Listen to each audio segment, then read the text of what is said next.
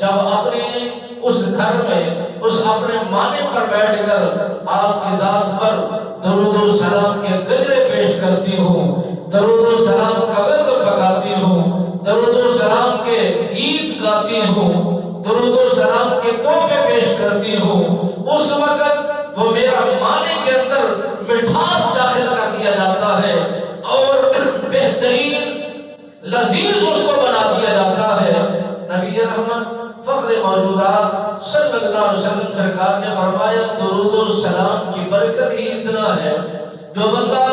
درود پڑھتا ہے اس پر رحمت کی برسات کر دی جاتی ہے۔ جو میرے نبی سرکار کے ذات والا شان پر، میرے نبی کی ذات پر درود و سلام کے گجرے پیش کرتا ہے، وہ یوں سمجھتا ہے کہ خدا کی رحمت کے دروازے اس جوان پر، اس انسان پر، اس مسلمان پر، اس نبی کے دیوانے پر، اس نبی کے مستانے پر خدا کی عنایات ہونا شروع ہو گئی ہے۔ میرے نبی رحمت فخر موجودات صلی اللہ علیہ وآلہ وسلم سرکار کے غلام حضرت انس رضی اللہ تعالیٰ عنہ سرکار راوی ہے، آپ سرکار نے فرمایا کہ ایک جوان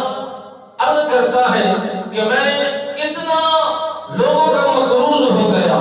لوگوں کا قرض مجھ پر اتنا جاری ہو گیا کہ مجھے لوگ ستانے لگ گئے، مجھے پریشان کرنے لگ گئے، تکلیف اور اذیتیں پہنچانا شروع کر دیتے ہیں۔ میں